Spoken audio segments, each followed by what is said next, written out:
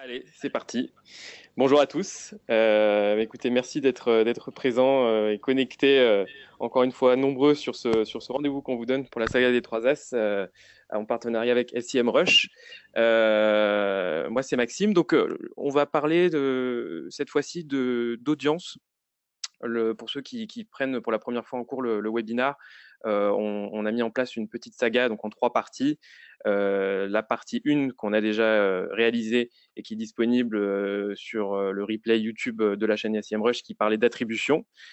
Cette partie 2 là va parler des audiences et la partie 3 parlera d'automation, ce sera le mois prochain.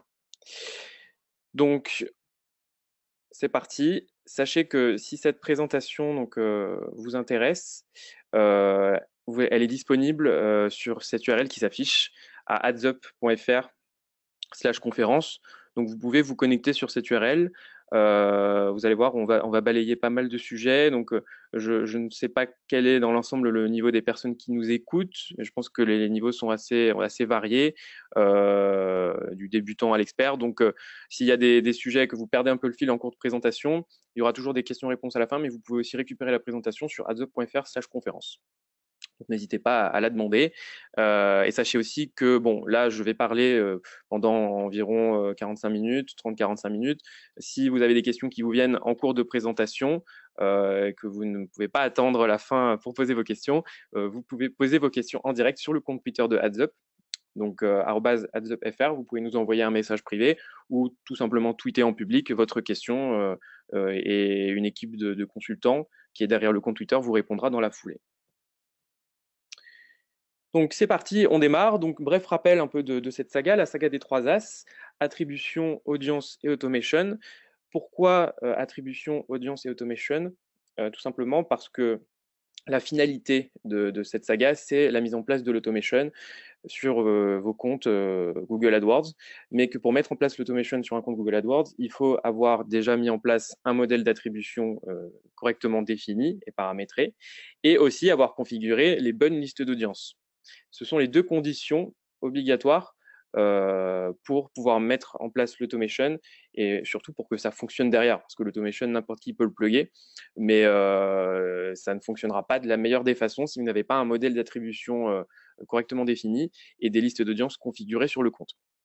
Donc ces 3 termes clés s'imbriquent les uns les autres. Attribution, audience, automation. Aujourd'hui, on va parler des audiences. Pourquoi? Parce que bon, je vais vraiment partir de la base. Tous ceux qui vous recherchent sur Google ne sont pas les mêmes personnes, ne sont pas égaux face aux messages que vous pouvez leur diffuser. Donc, il est important de construire des bassins d'audience pour pouvoir maximiser la performance atteignable derrière avec votre compte AdWords. Donc, on va partir d'un cas simple. Vous avez ici 6 personnes, même 7, il y a aussi un bébé, mais 6 personnes qui font une recherche Google. Donc, on part de cette recherche, on part d'un mot-clé qui représente une intention de recherche, un besoin précis, sauf qu'en réalité, derrière cet unique mot-clé que l'on achète derrière le compte AdWords, il peut y avoir plusieurs personnes différentes, par exemple 3 personnes.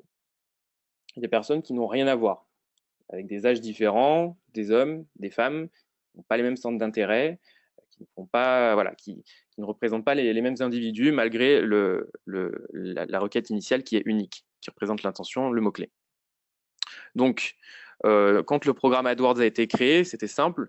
On achetait des mots-clés, on plaçait des enchères sur ces mots-clés et le travail était fait, grosso modo. On rédigeait les annonces et voilà. Aujourd'hui, c'est beaucoup plus complexe que cela. C'est beaucoup plus personnalisé.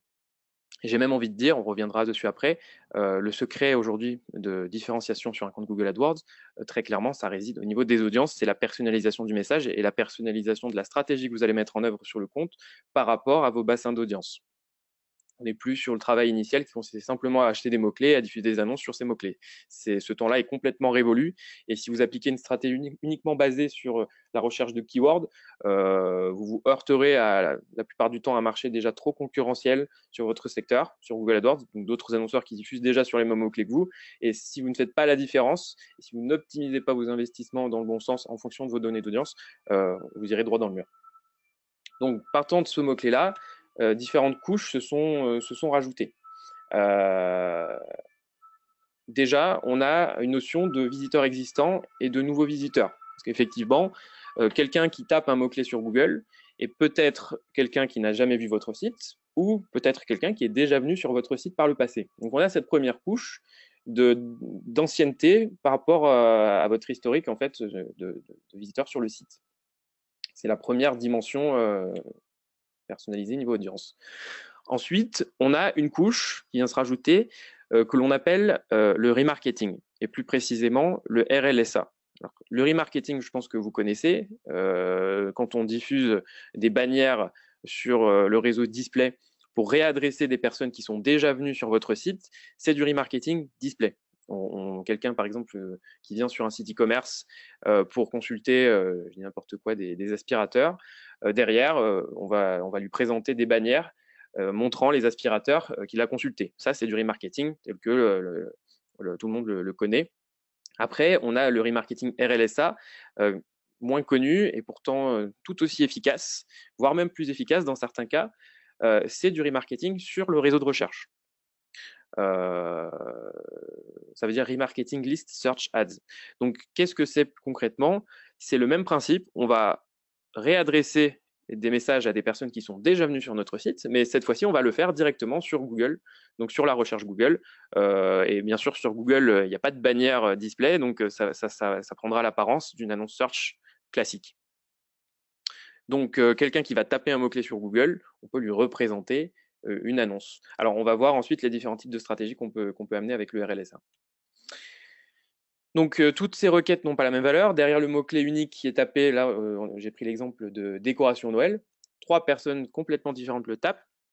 Et on va prendre l'exemple du monsieur à gauche qui est déjà allé sur le site internet. Au départ, donc l'enchère que l'on plaçait sur les différents mots-clés, pour cette personne qui a tapé décoration Noël, les enchères étaient les suivantes. 1 €, 80 centimes, 75 centimes, 70 centimes, sur les différents mots-clés achetés. Mais aujourd'hui, l'idée, c'est de dire qu'on rajoute sur ces enchères initiales des listes d'audience. Donc, on va regarder aussi après un peu comment articuler la stratégie autour de ces listes, comment les créer, comment les concevoir, etc. Mais là, par exemple, 2 listes très simples. Liste abandon panier. Donc, quelqu'un sur votre site qui a mis un produit dans son panier et qui n'a pas finalisé sa commande, on peut le réadresser avec, par exemple, une enchère à la hausse de plus 150%.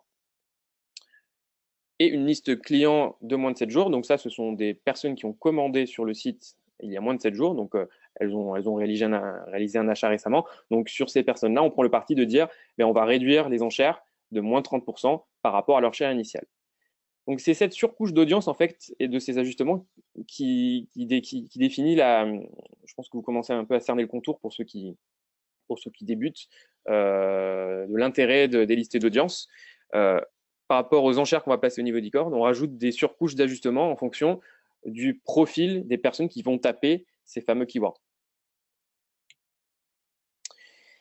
Et les plus audacieux, ce que j'ai mis, se positionnent même sur de nouvelles requêtes. C'est-à-dire que je vous ai parlé de RLSA, c'est du Remarketing List Search Ads, donc remarketing sur le réseau de recherche.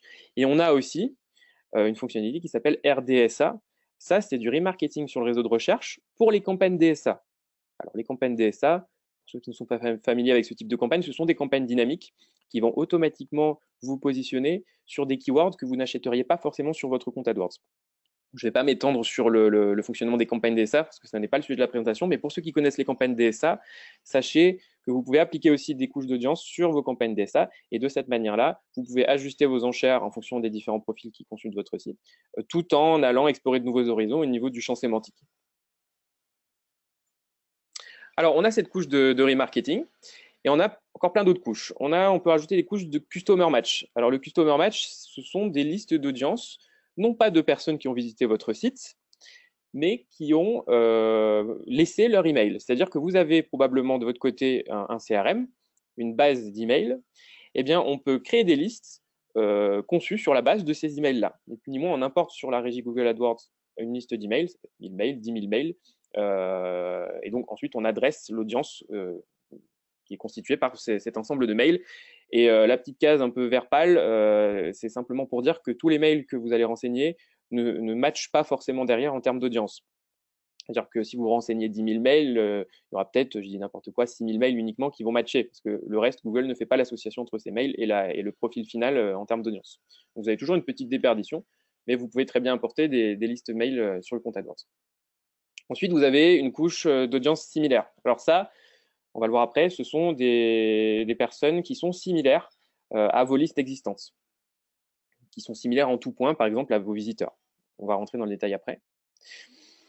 Et pour finir, sur ce camembert, vous avez des couches après de signaux d'affinité.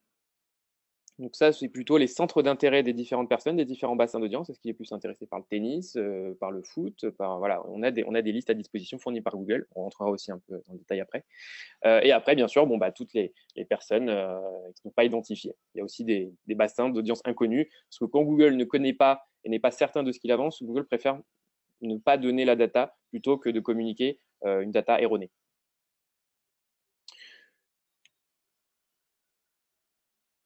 Donc dans cet ensemble, vous avez au global les données démographiques, donc l'âge et le sexe de l'internaute. Vous avez ici un aperçu qui n'est pas exhaustif, on pourrait toujours rajouter plein de choses, mais vous voyez que ça commence à devenir quand même assez conséquent en termes d'audience, que vous avez plein de data à votre disposition. Vous avez à la fois la data qui est contenue sur votre site, votre propre data, et vous avez la data qui est fournie après par les outils et par les régies comme Google. Donc les audiences, ça n'est pas nouveau, c'est quand même un sujet depuis, bon là j'ai mis la frise depuis 2013 jusqu'à fin 2017. Vous voyez que Google succède les nouveautés en termes d'audience. Ça commençait par Remarketing List for Search Ads, donc le RLSA, vous voyez, c'est pas non plus tout jeune.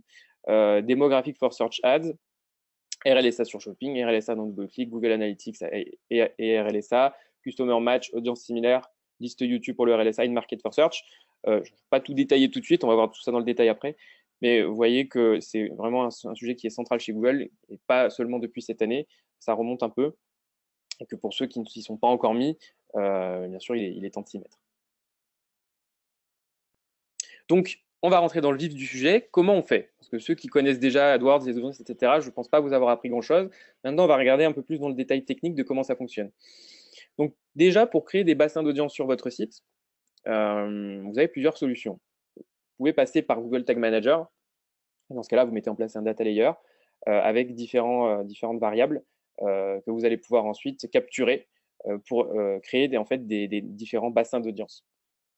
Vous pouvez passer aussi par Google AdWords en mettant en place des variables dynamiques dans le tag de remarketing, qui est aujourd'hui le Global Site Tag. Et vous pouvez aussi passer par Google Analytics en mettant en place des custom dimensions, des dimensions un peu personnalisées pour créer vos listes d'audience. Sur Google AdWords, comment ça se présente? Là, vous avez un aperçu. Chaque liste prend la forme d'une ligne avec différents critères qui lui sont associés. Donc, combien de personnes contient cette liste? Là, par exemple, on voit que sur tous les visiteurs, donc ça, c'est tous les visiteurs du site, sans exception, ça contient 380 000 personnes qui sont exploitables sur le réseau de recherche. Ça contient 280 000 personnes qui sont exploitables sur YouTube. Et ça contient aussi 280 000 personnes qui sont exploitables sur le réseau display et seulement 68 000 sur Gmail qui ont été matchées.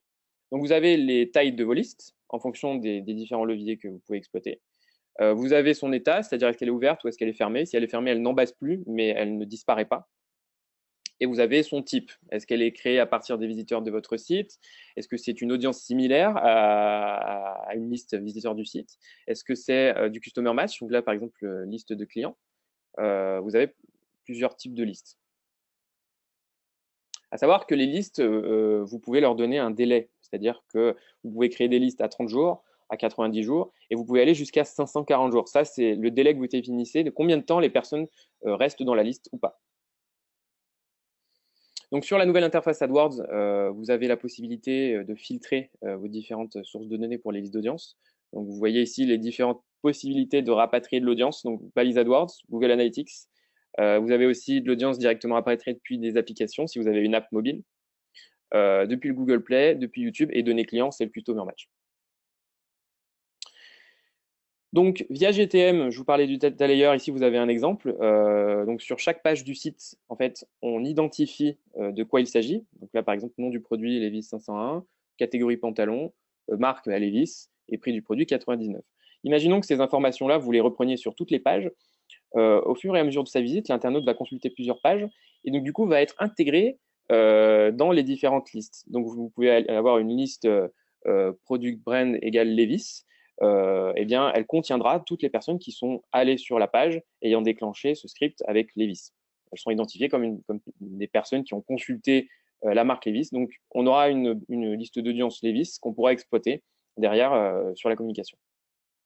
Pour le tag, si vous passez, donc ça, c'était via le GTM. Vous pouvez aussi passer par le tag de remarketing AdWords directement. Donc aujourd'hui, c'est le global tag. Ça fonctionne un peu de la même façon. Ici, vous avez les variables ecom prod ID, ecom total value, ecom page type. Et vous pouvez de la même façon rajouter un petit peu ce que vous voulez et personnaliser les paramètres que vous souhaitez insérer. Ces paramètres, ensuite, vous les retrouvez directement sur vos listes avec Google AdWords. Ici, on voit qu'on retrouve le ecom page type, le ecom total value, et on retrouve aussi des variables custo, DINA product price, DINA product brand, etc., etc. Donc ensuite, vous retrouvez ces différents indicateurs, vous les retrouvez dans le menu déroulant lorsque vous créez votre liste sur Google AdWords.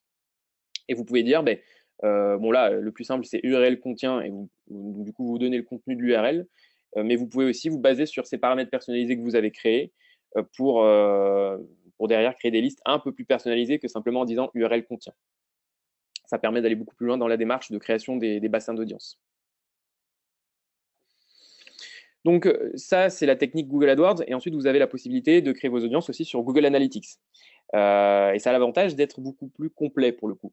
Parce que Google AdWords, vous serez limité au contenu de l'URL, au contenu du paramètre customisé. Analytics, vous avez vraiment des datas plus avancées, plus poussées. Vous avez d'ailleurs de la donnée démographique et vous pouvez créer des listes sur la base des langues parlées, du temps moyen passé sur le site, du nombre de pages vues, de est-ce que c'est un nouveau visiteur, est-ce que c'est un ancien visiteur. Vous pouvez cumuler beaucoup plus de critères et créer des listes beaucoup plus customisées qu'en passant par Google AdWords. Donc la best practice, c'est de créer ces listes sur Analytics et derrière de les importer, parce que vous pouvez les importer sur Google AdWords afin d'avoir quelque chose de le plus qualitatif possible. Donc là, c'est plus la partie technique. Bon, après, on pourrait en discuter des heures. J'ai pas non plus voulu faire quelque chose de trop technique. Je pense pas qu'on ait des développeurs, peut-être que si, qui nous écoutent. Mais si besoin, on peut toujours en rediscuter par la suite pendant les questions. Sinon, n'hésitez pas à poser vos questions sur le Twitter, encore une fois, de Heads Up. Donc, comment ça fonctionne maintenant de manière un peu plus pragmatique? Là, c'était la technique. On crée des listes. OK, on a accès à plein de paramètres. Des données sur le site, des listes d'emails. On crée différentes listes, on crée différents bassins, des bassins qu'on identifie comme pertinents, qu'on va pouvoir exploiter. Mais maintenant, la question, c'est comment est-ce qu'on les exploite? Qu'est-ce qu'on fait de toute cette data finalement, de tous ces internautes qui sont venus? Comment on les adresse? Alors là, on a plusieurs stratégies. Première, c'est l'acquisition de nouveaux clients. Monsieur à gauche, Mathieu, n'a pas visité le site depuis plusieurs mois. Donc, on peut imaginer qu'on le relance. On identifie que ça fait longtemps qu'il n'est pas venu. Donc, on le relance. Ensuite, il y a la stratégie de transformer des visiteurs en acheteurs. Donc, par exemple, Marie, qui a consulté le site récemment, donc une visite fraîche, mais qui n'a pas converti. Donc, on peut la réadresser. On peut utiliser des canaux différents. Là, on a mis Search, Remarketing, GNA. On peut utiliser aussi autre chose. Après, c'est la stratégie qui se définit au cas par cas. Et enfin, Sophie, elle est déjà cliente du site. Donc, on a récupéré son email. Eh bien, on peut simplement l'exclure de la stratégie d'acquisition. C'est-à-dire que, par exemple, elle est déjà cliente. Si elle retape le mot-clé notoriété, on ne lui montre plus l'annonce AdWords. C'est plus la peine, elle connaît le site. Ça peut être une stratégie. Il peut y avoir un débat autour de ça, mais ça reste un exemple. Donc, les personas, en fait, la première étape, c'est d'identifier vos personas. Ici, on en a 3, mais déjà de prendre des décisions sur comment vos visiteurs se comportent sur votre site, quel est le parcours d'achat, quel est le délai moyen avant conversion. On ne va pas agir de la même façon si on vend des voitures et si on vend de la bière. De la bière, on vient sur le site, ça s'achète dans la journée ou en 2 jours. Sur de la voiture, ça peut prendre 6 mois. Donc, ça n'est pas du tout la même stratégie derrière et les mêmes bassins d'audience qu'il faut créer. Donc, vous pouvez adresser en remarketing déjà sur le display. Une fois ces bassins d'audience créés, vous pouvez réadresser ces bassins d'audience sur le display. Donc, le schéma est simple, c'est celui que j'expliquais en début de présentation. Un internaute visite votre site, il est ajouté à la liste et derrière, vous lui réadressez des bannières sur le réseau display afin qu'il retourne sur une page spécifique et qu'il convertisse derrière du coup beaucoup plus rapidement. Donc, on a listé 3 cas d'usage. Vous pouvez premièrement convertir les visiteurs en leads. Deuxième cas, transformer les leads. Et troisième cas, communiquer auprès des visiteurs lors des temps forts. Parce que par exemple, si je prends le secteur du prêt-à-porter, ça fonctionne, pour ainsi dire, uniquement pendant les périodes de solde et de promotion. Or, ces périodes-là, c'est très très complexe de faire des ventes et de faire du chiffre et de faire de la rentabilité sur le prêt-à-porter en ligne. Donc, la stratégie qui peut être envisagée pour le prêt-à-porter, par exemple, c'est de dire, eh bien, tout le bassin qu'on embase, le bassin d'audience, c'est-à-dire les personnes qui viennent hors saison, hors solde, on les embase, on les retient en mémoire, et au moment où les soldes se lancent, par exemple, eh bien, on réadresse toutes ces personnes qui sont venues, peut-être en repérage, mais qui ne sont pas passées à l'action, on les réadresse, on cible spécifiquement le bassin des personnes qui sont venues hors solde, on le réadresse pour pouvoir, ça y est, en gros, rentrer le chiffre d'affaires sur la période de solde. Ça peut être une stratégie de prêt-à-porter. Et vous pouvez, sur le prêt-à-porter, il faut, après, au cas par cas sur votre secteur, imaginer la stratégie, mais vous pouvez aussi faire des réadressages d'année en année. Les listes peuvent durer jusqu'à 540 jours. Vous pouvez imaginer, par exemple, réadresser un an plus tard une liste de clients qui ont acheté, par exemple, pendant les soldes chez vous. Par exemple, je dis n'importe quoi, en septembre 2018, j'ai des clients qui achètent sur mon site, mais en septembre 2019, je crée une liste acheteur septembre 2018 et en septembre 2019, je réactive cette liste et je l'adresse avec un message qui d'ailleurs peut être personnalisé vraiment à souhait. On peut même dire vous avez acheté l'an dernier sur le site et vous pouvez leur donner par exemple un coupon promo pour les inciter à réacheter sur cette même période, mais un an plus tard. Ça peut être un autre type de stratégie. Donc le remarketing sur le réseau display, vous pouvez aussi le cumuler avec tous les indicateurs classiques, indicateurs d'intention, indicateurs contextuels, géographiques. Si vous voulez faire du remarketing, ça ne veut pas dire forcément cibler tout le bassin d'audience du site. Vous pouvez aussi faire de l'affinage, c'est-à-dire cibler ces audiences-là, mais coupler cela à des critères de ciblage encore plus spécifiques, donc dans des zones précises, avec des pages ciblées contextuellement d'une manière précise, sur des devices précis, par exemple que le mobile, que le PC, que la tablette. Vous pouvez cumuler tous ces signaux-là. Ensuite, vous avez le remarketing sur le réseau de recherche. Sur le réseau de recherche, c'est le RLSA. Donc le RLSA, la stratégie est un petit peu la même, mais on va aller sur le réseau de recherche. Donc la première étape, créer les bassins d'audience. La deuxième étape, vous ajoutez ces audiences dans vos campagnes search. Et d'ailleurs, il est conseillé d'ajouter des listes d'audience dans toutes les campagnes search d'un compte.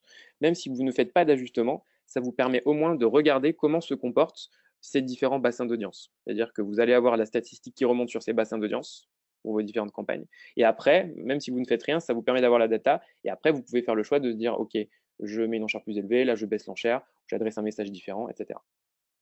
Étape 3, analyser les performances en fonction des différentes audiences. Étape 4, ajuster les stratégies d'enchères. Et étape 5, aller plus loin, donc création de campagnes dédiées à certains profils. C'est un petit peu ce que je vous disais. Donc au niveau du RLSA, voilà les 3 stratégies. Il n'y en a pas 50 000. Il y a 3 stratégies principales. La première, c'est de se positionner sur des keywords qui sont très génériques. Par exemple, je reprends l'exemple des voitures. On ne va pas acheter le mot-clé voiture uniquement sur Google parce que si on achète voiture, on va avoir des clics de personnes qui sont très en amont de leur démarche de recherche, qui cherchent à se renseigner sur les voitures. Certains peut-être même ne veulent même pas acheter de voiture, mais veulent juste voir des images de voitures sur Internet. Donc, pas du tout quali, trop générique, vous allez vous ruiner. Par contre, acheter voiture uniquement auprès de ceux qui sont venus voir vos voitures sur les 15-30 derniers jours, ça peut être une stratégie payante parce qu'on les réadresse sur ce mot-clé plus générique. Donc, positionnement sur des mots-clés plus génériques. Stratégie 2, Modification du bid sur des keywords existants. Alors là, on reste sur les mêmes keywords, ceux que vous achetez déjà auprès de tout le bassin Google, mais vous allez bider différemment. Par exemple, votre mot-clé notoriété. Vous achetez votre marque sur Google. La question se pose souvent, est-ce que j'ai vraiment un intérêt à acheter ma marque? La réponse n'est pas oui ou non. La réponse est en fait qu'il faut personnaliser l'achat de cette marque. C'est-à-dire que vous pouvez très bien ne plus diffuser votre marque auprès d'un bassin d'audience récurrent, quelqu'un qui vient tous les mois sur votre site, on peut se douter qu'il commence à le connaître et qu'il est fidèle. Donc, est-il vraiment utile d'acheter sa marque pour cette personne-là? Bon, encore une fois, c'est pas oui ou non, mais certains annonceurs peuvent faire le choix de se dire non, on diffuse plus la marque sur ces personnes-là. Après, vous avez d'autres problématiques de bon, la concurrence peut se positionner à votre place, etc. Bon, c'est pas le sujet, mais tout ça pour vous dire que sur le cas par exemple de la stratégie marque, vous pouvez ajuster votre positionnement et peut-être économiser pas mal de budget sur la notoriété. Stratégie 3, modification du message dans les annonces ou dans les landing pages. Parce que effectivement, vous pouvez adresser différemment quelqu'un qui est déjà venu sur le site en lui montrant un message différent, c'est-à-dire en lui poussant un code promo par exemple. Mais vous pouvez aussi mettre une URL de redirection différente. Alors, je reprends l'exemple de la campagne de notoriété. Par défaut, ça renvoie sur votre homepage de site, mais quelqu'un qui, par exemple, a fait un abandon de panier et qui retape votre notoriété, eh bien, on peut lui mettre plutôt une URL de redirection qui va aller directement sur la page validation du panier plutôt que de la refaire passer par la page d'accueil.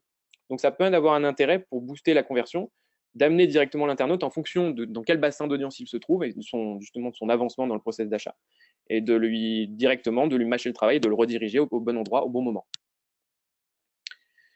Ce ne sont que quelques exemples et des stratégies, il peut y en avoir plein. Après, à vous d'être un peu ingénieux. Je vais vous donner après quelques exemples de stratégies. Mais c'est vraiment en cela aujourd'hui, je le répète, en fait, que les comptes AdWords, les comptes Google AdWords, de ceux qui s'en sortent versus ceux qui ne s'en sortent pas avec Google AdWords, c'est ça qui les différencie. C'est qu'une stratégie d'audience doit être bien menée pour avoir des résultats probants. Sinon, ça ne fonctionnera pas. Acheter le même mot-clé et adresser la même façon tout le monde, ça ne fonctionne plus. Alors là, vous avez un exemple qui illustre la stratégie 3. Vous voyez par exemple sur Rob Nafnaf, le mot-clé, sur des personnes lambda qui ne sont jamais venues sur le site, c'est la première fois qu'elles le tapent, mais on affiche par exemple nouvelle collection automne-hiver, robe à la pointe des tendances. Mais quelqu'un qui est déjà venu sur le site, voire inscrit, eh bien on lui push parrainez vos amis avec un code promo exclusif, restez à la pointe des tendances. Donc le message est différent en fonction de l'avancement et du profil qui va taper cette requête sur Google. Toujours dans cette idée de personnalisation, vous pouvez exploiter vos listes d'audience directement au sein des annonces. Comment ça marche? C'est très simple. Vous avez une fonction, par exemple, qui s'appelle la fonction if. Il n'y a pas que la fonction if, mais pour l'exemple, je vous montre la fonction if. C'est une fonction qui, dans le cas, là, donc dans la formule qui est écrite, visiteurs ayant abandonné leur panier, dans ce cas précis, eh bien, on affiche moins 30% avec le code NAV30. Et s'ils ne font pas partie des visiteurs qui ont abandonné un panier, on leur affiche moins 20%. Donc, dans le premier cas, ça donne profiter de moins 30% avec le code NAV30. Dans le deuxième cas, ça donne profiter de moins 20%. Non, pardon. Premier cas, moins 30%. Deuxième cas, profiter de moins 20% sur la collection printemps-été 2017. Voilà. Ça vous permet dynamiquement de changer les annonces sans la nécessité de créer deux campagnes différentes ou deux groupes d'annonces différents avec des différentes variantes, avec des listes pluguées sur chaque groupe d'annonces.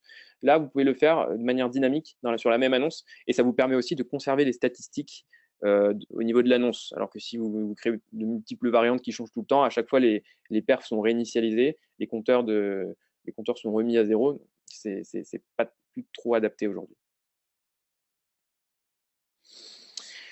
Alors ensuite, on va détailler bon, les différentes solutions proposées par Google, donc que j'ai déjà évoqué en début de présentation. Customer Match, cibler vos clients grâce à votre base de données email. Vous pouvez relancer des clients inactifs sur le search, le display, YouTube et Gmail. Et c'est compatible avec Similar Users, c'est-à-dire que vous pouvez créer des audiences qui sont similaires à votre base mail pour aller chercher un peu d'incrémental.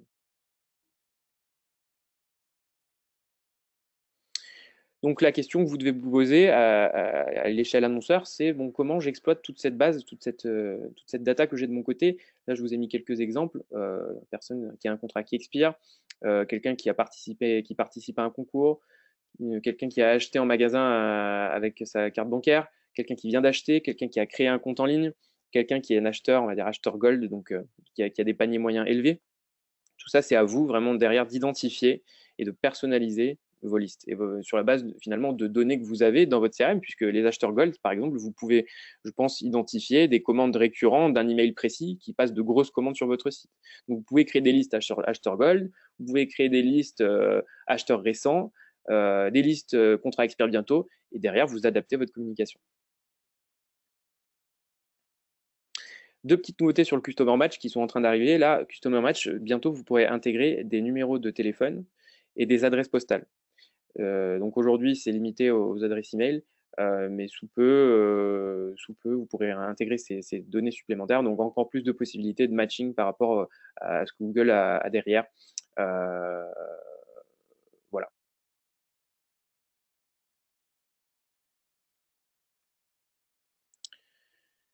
Donc les similar audiences, elles sont aussi compatibles avec le search et shopping, bien sûr, et aussi le display. Vous avez une illustration. Le principe reste fondamentalement le même. En fait, ce qui est différent, c'est que Google peut rendre, enfin, tout n'est pas forcément disponible sur tous les leviers à la fois. Parfois, vous pourrez avoir du similar sur le Customer Match, vous pourrez avoir du similar sur vos listes d'audience on-site. En fait, Google déverrouille petit à petit les différentes fonctionnalités. Tout n'est pas disponible, mais les principes restent sensiblement les mêmes. Donc, on parle de similar user, c'est de l'audience similaire, un peu l'équivalent du lookalike sur Facebook. Et vous pouvez faire des couplages, par exemple, similar audience search shopping, couplé à customer match. Donc ça, ce sont des listes similaires à vos bases de données, email, téléphone, adresse postale, par exemple. Ensuite, vous avez des données qui sont directement fournies par Google, notamment ce sont les listes in-market. Alors ça, ce sont des listes qui ne sont pas des listes issues de votre site ou de vos bases email. Ce sont des listes directement fournies par Google que vous pouvez exploiter. Et les listes in-market vous permettent de cibler des profils, en fait, des bassins d'audience qui sont très qualifiés dans le sens où ils ont activement recherché des produits et ils sont en fait, dans une démarche active de recherche. Il y a vraiment une intention d'achat qui est forte, qui est ressentie et Google le détecte. Donc là, je vous ai mis un peu la façon dont ça fonctionne. En fait, ce qu'il faut bien avoir en tête, c'est que ça n'est pas la même chose que des audiences d'affinité. Ça n'est pas parce que j'ai visité par exemple un site qui parle de tennis que j'ai l'intention d'acheter une raquette de tennis. Les listings market, elles sont vraiment là pour détecter l'intention d'achat. Donc c'est un segment d'audience qui est présenté par Google comme plus héroïste que les bassins plus d'audience affinitaire. Donc vous pouvez le tester sans problème. Vous avez différentes listes existantes sur Google, donc vous pouvez fouiller, il y en a plein. Il y en a ici quelques-unes en exemple, par exemple lingerie, bagages, portefeuille, sac à main, vêtements d'extérieur, costumes, etc., etc. En fonction de votre business, vous pouvez trouver la liste qui est appropriée et tenter un ciblage spécifique sur cette liste in-market. Vous avez aussi le détail des données démographiques qui sont associées à la liste. Donc, ce qui peut être intéressant de faire aussi avant de diffuser sur une liste, c'est de se dire est-ce qu'elle est vraiment adaptée au profil type de visiteur que j'ai sur mon site. Parfois, c'est un peu décorrélé. À vous de voir, à vous de. Surtout, le plus important, c'est de tester. On ne peut pas savoir avant d'avoir testé. Donc, mettez un petit budget, allouez une petite enveloppe, par exemple, sur l'in-market, que ce soit en search ou en display. Et si ça fonctionne, ma foi, vous pourrez persévérer. Sinon, vous l'arrêtez. Là, petit focus aussi sur les audiences d'affiliés, dont du coup j'ai parlé en parallèle de l'in-market. Là, ce sont plus des bassins affinitaires. Donc là, on est plus dans le cas où voilà, j'ai consulté un site de tennis, donc donc j'ai peut-être un intérêt pour le tennis. Donc je vais être dans audience d'affinité tennis. Ce qu'il faut bien avoir en tête par contre, c'est que c'est pas aussi simpliste que ça. Là, je vous ai mis deux exemples. Quelqu'un qui passe 1 heure par jour sur le web et qui navigue 30 minutes par jour sur des sites de tennis sera plus enclin à être dans le segment tennis que quelqu'un qui navigue seulement 30 minutes par jour versus passe 6 heures par jour sur le web. Cette personne sera un peu moins encline à être une fan de tennis. Donc, Google voilà, utilise différentes techniques. Là, encore une fois, je vous ai mis un peu le détail de comment ça fonctionne, analyse prédictive, etc. Vous pourrez regarder en détail mais c'est un segment qui est moins héroïste, on va dire, que l'in-market. Très clairement, si vous voulez faire du retour sur investissement immédiat, ce n'est pas avec les audiences d'affinité que ça fonctionnera le mieux. Les audiences d'affinité, pareil, vous avez une liste. Donc, cette liste est différente des audiences in-market. À vous d'aller regarder ce que Google propose. Là, je vous en ai mis encore quelques-unes en exemple. Bricoleur, passionné de décoration intérieure, fashion victime, accro à la politique, amoureux de chiens. Vous allez voir, c'est divers et varié. Idem, en fonction de ce que vous proposez sur le site, vous trouverez forcément votre bonheur dans cette liste qui est quand même assez exhaustive. Et vous pouvez aussi créer des audiences d'affinité personnalisées. Les audiences d'affinité personnalisées, ça veut dire que vous n'avez pas forcément trouvé une audience qui colle dans ce que vous propose Google. Donc, vous créez votre propre audience.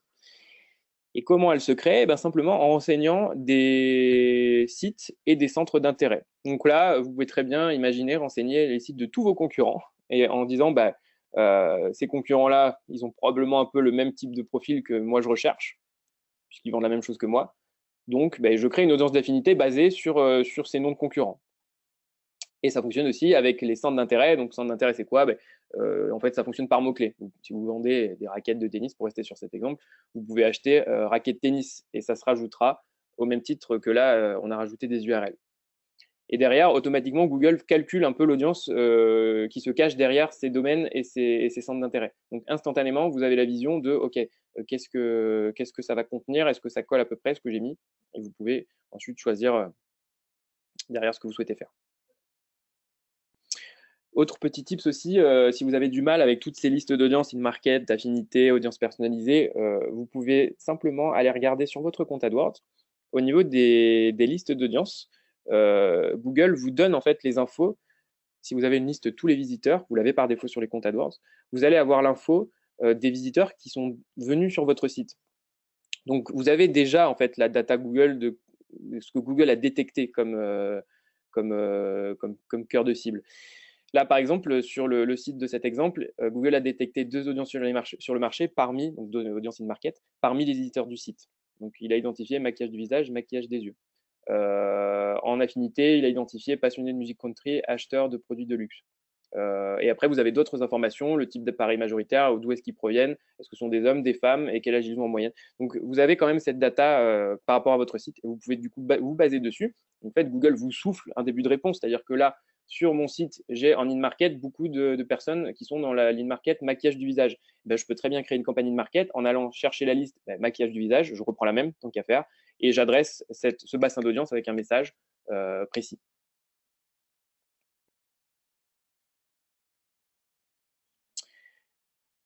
Donc là, idem pour la Custom Affinity, c'est la création d'audience personnalisée. Vous avez un peu le détail de comment ça fonctionne.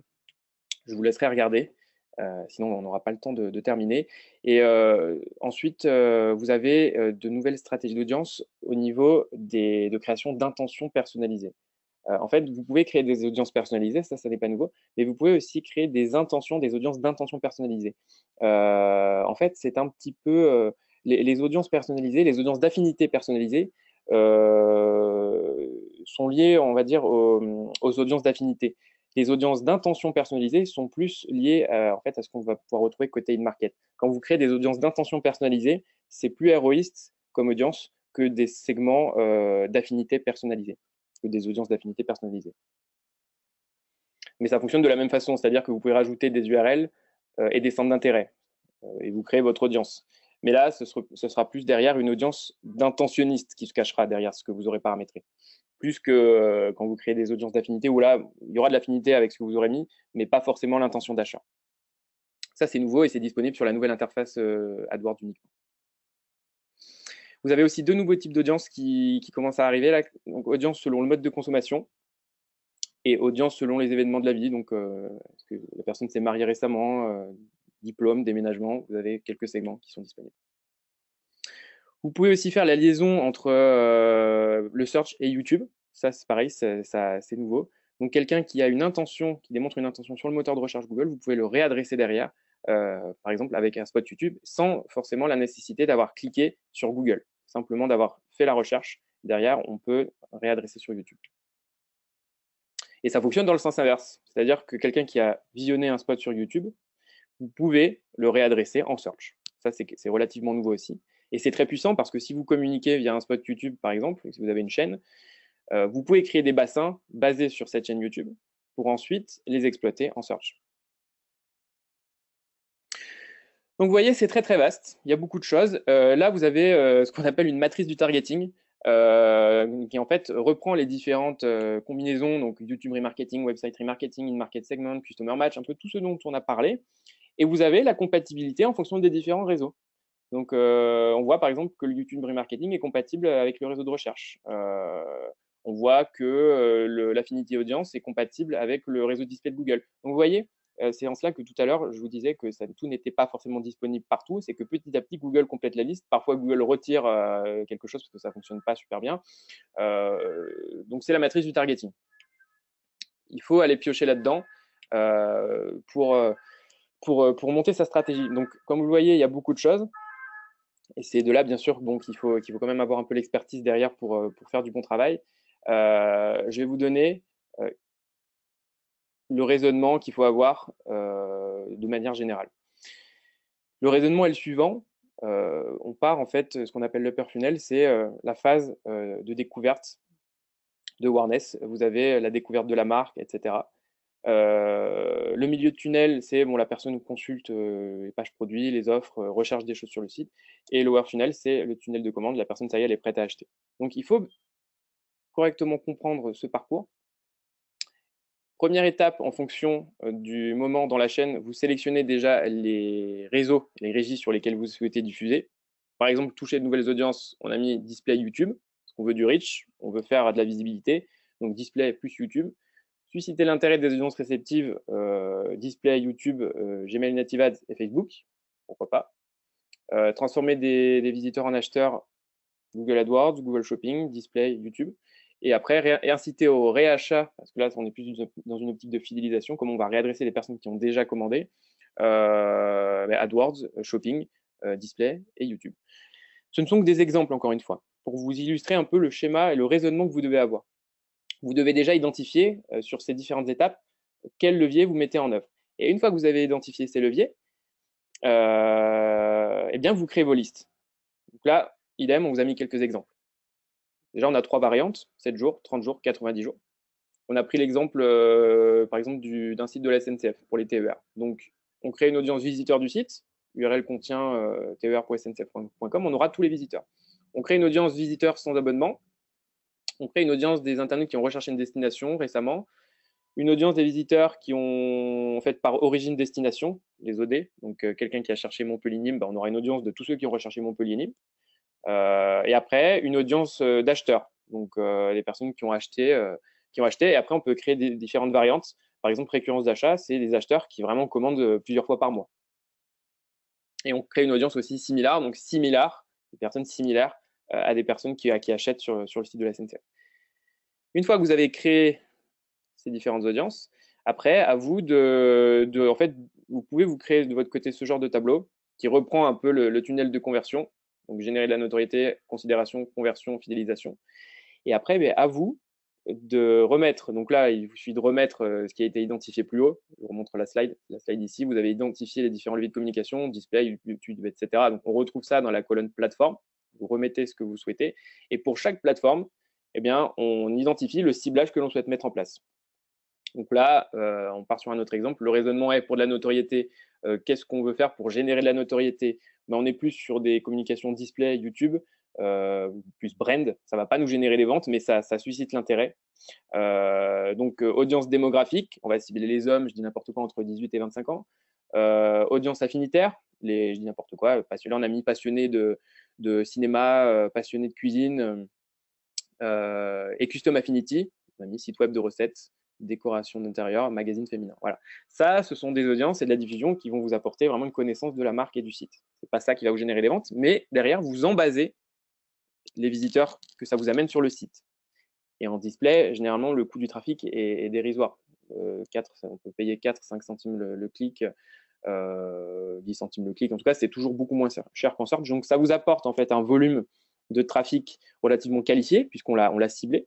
Et que derrière vous en basez, et derrière vous pouvez le retravailler sur les autres plateformes. Donc on passe à la partie 2, accélérer la considération. Là, on a pris display et YouTube encore une fois. Donc là, vous exploitez cette fois-ci des audiences un petit peu plus héroïstes. Donc les audiences sur le marché, une market, et les audiences similaires. Donc pour les audiences sur le marché, vêtements pour femmes, vêtements pour enfants, décoration d'intérieur, on reprend les listes de Google. Et pour les audiences similaires, on crée des audiences similaires aux listes de personnes qui ont converti sur le site ou qui y ont passé plus d'une minute. Donc, on identifie ce qui fonctionne bien sur le site et on l'exploite en tant qu'audience similaire pour aller chercher de l'incrémental. Ce ne sont pas des personnes qui nous connaissent, mais qui sont semblables en tout point à des personnes qui nous connaissent déjà. Donc, on l'utilise au moment de la considération. Après, on passe à la phase, cette fois-ci, véritablement de conversion. Donc, c'est cette phase-là qui sera très héroïste. Donc, le remarketing display, sans surprise, et on réexploite, du coup, ce qu'on a acquis via les 2 premières étapes de génération de notoriété et de considération. Tout ce trafic-là, en masse, le reach qu'on a eu, qu'on a acquis, on l'a embasé dans des listes d'audience. Derrière, on les réadresse avec du remarketing display. Et c'est à ce moment-là qu'on va vraiment capitaliser pour de bon et faire la conversion. Et ça rejoint le sujet du premier épisode de la saga sur l'attribution, c'est-à-dire qu'après, comment la conversion qui est réalisée est répartie entre tous les points de la chaîne, c'est ça qu'il faut que vous analysiez pour juger de l'efficacité de ces actions ou pas. Ensuite, bon, sur le search, on fait du RLSA, donc audience tous les visiteurs, visiteurs page, abandonniste panier, et on peut aussi faire du RLSA sur une audience similaire à la liste acheteur. Donc la conversion se fait, vous mesurez, vous adaptez, vous optimisez, et derrière, donc tout ce bassin-là que vous avez acquis, eh bien, vous avez enregistré des emails, donc vous pouvez faire du customer match. Donc customer match, base CRM du client, segmentation des acheteurs, clients VIP, acheteurs occasionnels, c'est à vous de créer vos listes. RLSA, on continue de faire du RLSA auprès de l'audience acheteur pour voir comment comment ces audiences se comportent. Vous n'avez pas l'obligation après de faire des ajustements, etc. C'est conseillé, mais au moins plugger des audiences RLSA pour voir ce qui se passe sur ces audiences-là. Sur vos campagnes, pluguez l'audience RLSA ancien acheteur et regardez si ces anciens acheteurs retapent les mots-clés que vous achetez dans cette campagne, au moins pour avoir l'information et être plus éclairé derrière sur les actions que vous allez prendre. Et pour finir, donc display, on continue de faire du remarketing display, mais sur les anciens acheteurs, par exemple pour faire un peu d'upsale, vous pouvez leur pusher des produits, vous pouvez créer des listes acheteurs raquettes de tennis, acheteurs club de golf, je dis n'importe quoi, et derrière, adresser des produits en rapport avec les produits qui ont été commandés sur les bannières display. Là, ce ne sont que des exemples. Chaque cas est vraiment précis et c'est ça qui fait la beauté de ce travail, c'est-à-dire que, encore une fois, c'est pas en achetant des mots-clés que ça va fonctionner. Il faut avoir cette réflexion. Si vous travaillez déjà avec une agence, c'est ce type de réflexion que vous devez avoir avec votre agence, c'est-à-dire comment se comporte mon consommateur, comment on l'adresse, quel message on lui fait passer, quel est son parcours, quelle est sa chaîne de conversion, quel bassin on exploite. C'est tout cet écosystème que vous devez avoir en tête et que vous devez absolument clarifier pour faire la différence, faire des économies de budget, faire plus de conversions. Voilà, je pense que le message est passé. Et je vous invite dès à présent, si vous ne l'avez pas encore fait, ce type de tableau-là, à le reproduire de votre côté et à le remplir en fonction des différentes listes que vous avez. Pourquoi pas créer de nouvelles listes si vous voyez que finalement, bon, il pourrait y avoir des listes plus pertinentes que celles que vous avez aujourd'hui. Et créer comme ça ce parcours de conversion, ce chemin de conversion pour optimiser au maximum votre compte. Voilà, la présentation s'achève là-dessus. Donc, on a parlé d'audience. Le mois prochain, on parlera d'automation parce que tout ce qu'on a dit là sur le premier épisode de l'attribution et sur ce deuxième épisode-là des audiences viendra se combiner au dernier épisode final sur l'automation parce que bon, c'est la dernière couche à mettre en œuvre. C'est le troisième as et je vous révélerai aussi pendant le dernier épisode quel est le quatrième as parce que dans un jeu de cartes, comme vous le savez, il y a 4 as. Là, la saga, c'est les 3 as. Il y a quand même le quatrième as qui existe. Et donc, je vous révélerai, quel est ce quatrième as lors du dernier épisode. Voilà.